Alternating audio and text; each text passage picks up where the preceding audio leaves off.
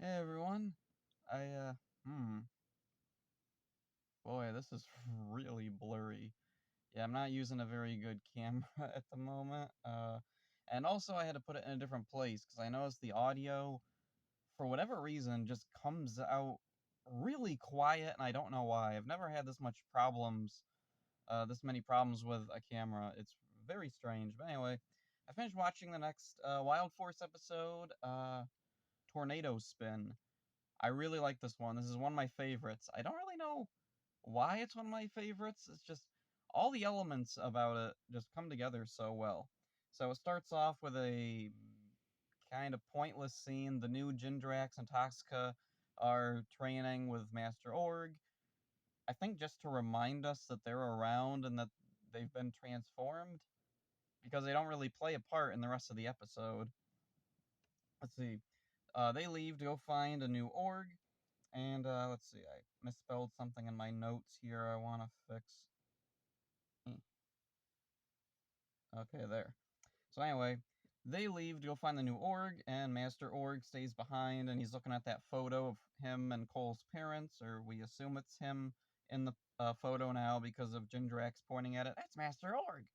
And he has this weird look in his eyes. It's kind of a combination of like longing, regret, and there's like a seething rage behind it. It's a really cool, subtle moment there.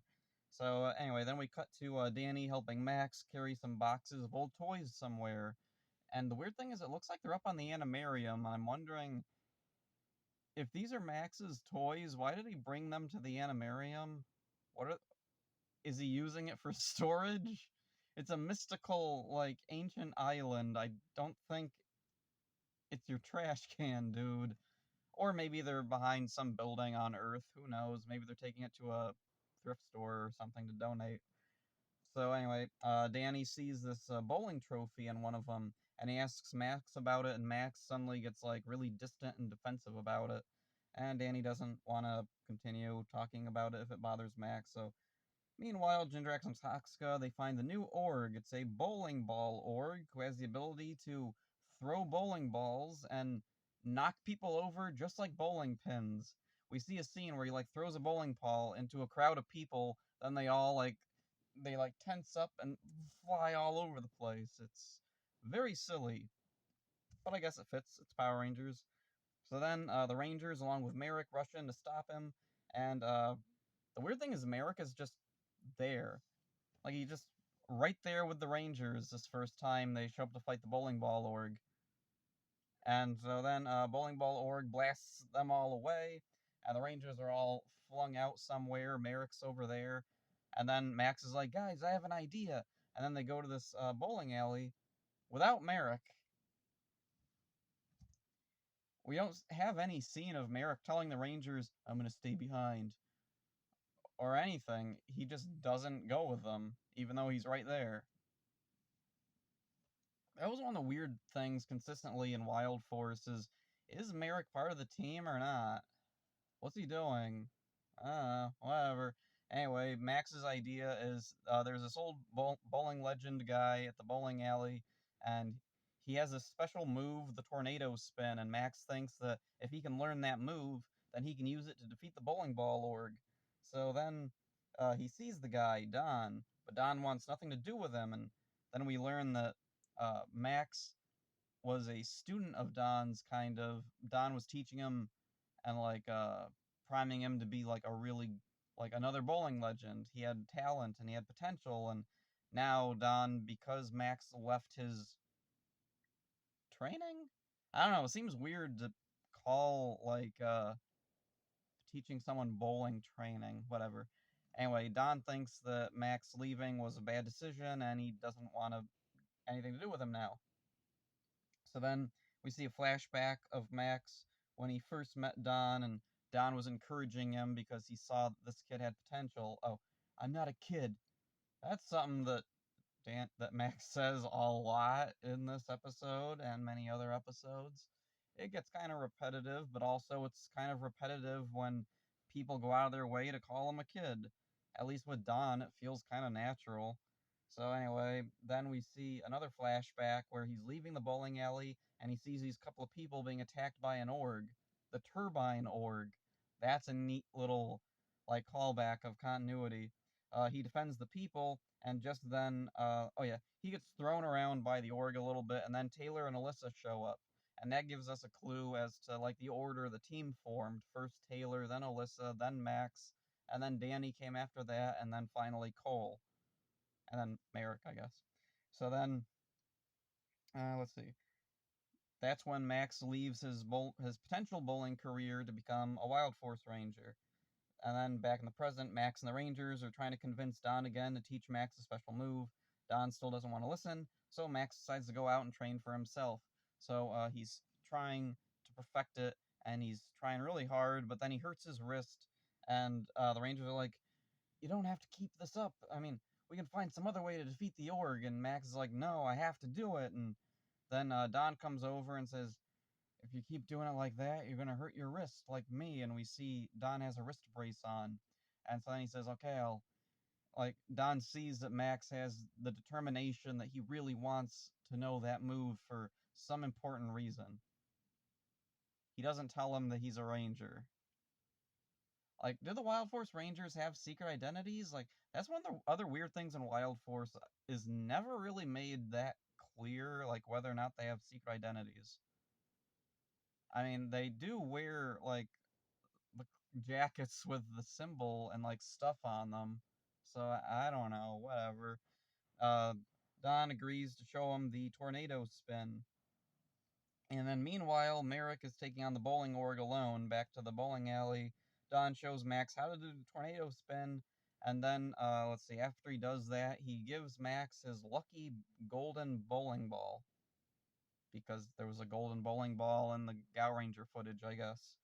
So then Max goes to help Merrick, and he's, let's see, he uses the tornado spin with the lucky ball, knocks down the org, the other Rangers form their weapons, and destroy him. Oh, and also Merrick does that weird pool cue move thing. Whatever. So then, let's see, Toxca revives the bowling org, the Rangers call the Zords, the bowling org throws a bowling ball, disassembles the Zords. Like, wow. I remember, I did see this episode when I was a kid, and I remember that scene where the Zords just boom, blow up and separate. That was crazy to see. Like, that's something I don't think in Power Rangers they had ever done, like, an explosion like that big before, where all the Zords are flying everywhere. So anyway, let's see, they get the idea to combine their Zords with some of Merrick's Zord, and they get a new formation, the Predator Formation, or whatever they call it, I don't remember.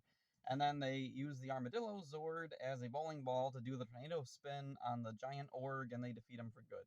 Max and the other Rangers return to the bowling alley, and they find Don is like really happy and optimistic now. Like his confidence in people has returned. He's teaching a bunch of young kids how to bowl, and happy ending. Everyone's happy.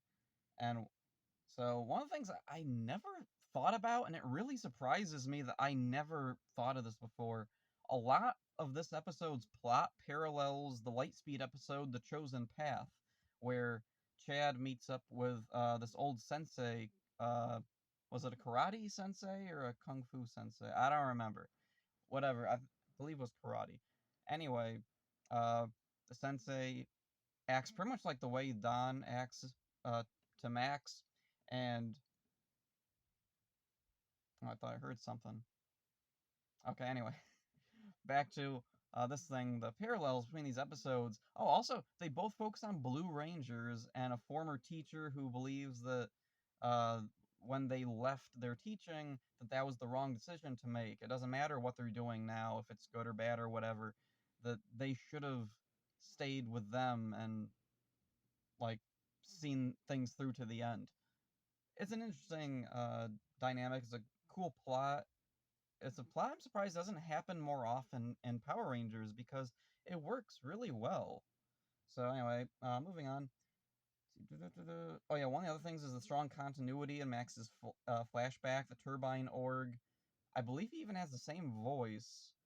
Like I can't remember for sure, but I'm pretty sure Turbine Org has the same voice that he had originally, also saying only Taylor and Alyssa are the ones that save him, and then he becomes a ranger. It's a really cool little nod to continuity. It's the type of thing that, like, if they do it now, when they do flashbacks, they tend to be, like, really sloppy. Like, the timelines in current Power Rangers seasons are just a mess. Like, in Dino Fury, the timeline is bleh. So, moving on. Let's see. Oh, yeah, an interesting thing I found out while researching this episode on Ranger Wiki, looking up the different actors, Eddie Mecca, I think that was his name, who played Don in this episode, was best known as Carmine Ragusa, a recurring character on Laverne and Shirley. Huh. So I looked it up. Let's see, he was in 150 episodes of Laverne and Shirley. That's pretty impressive. And that was a popular show. I've never seen it, but I guess it's good. So anyway, I was looking up his other filmography. There's nothing else that I know him super well from. He's made a ton of appearances, like usually just one-off appearances or a few episodes here and there of different TV shows. He's been in a whole bunch of movies. He seems to have retired in 2018, and he unfortunately died last November. Really sad. He wasn't that old either, 69, or I think, or 68, something. Anyway, I always like learning cool stuff like that about the different actors in Power Rangers, like past stuff that they've been in. When we get into the Disney era, there's a ton of actors that I know really well from like two things, Hercules and Xena. So anyway, let's see. Oh yeah, one of the really cool things I love in this episode is the Bowling Org's line when he grows giant. He has his giant bowling ball. My bowling ball's back and there's going to be trouble is a reference to the old 60s song My Boyfriend's Back and There's Gonna Be Trouble. I don't know why in the world that gag was in there. It's such a weird gag, too. Every once in a while in Power Rangers, there'd be one of those weird gags, like a reference to a really old song or something that I can't imagine would appeal to its target, like, kid audience. That seems to be more like something that like an adult audience would get. Like, I get it because I was super into oldies music, so of course I heard that song.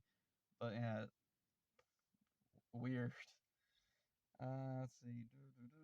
Oh yeah, the bowling alley set that was in this episode is apparently the same one that was used in the original pilot for Mighty Morphin Power Rangers.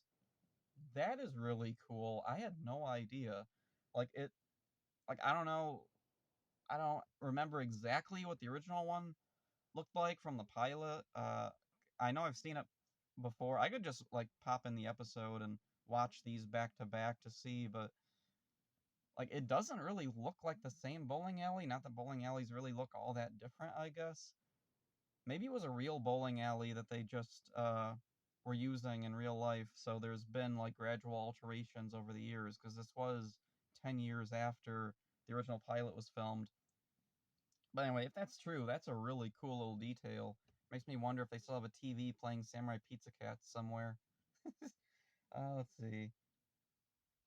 Yeah, that's all I have to say for this one. This was a really good episode. It's one of my favorites. I really like that it's a focus episode for Max.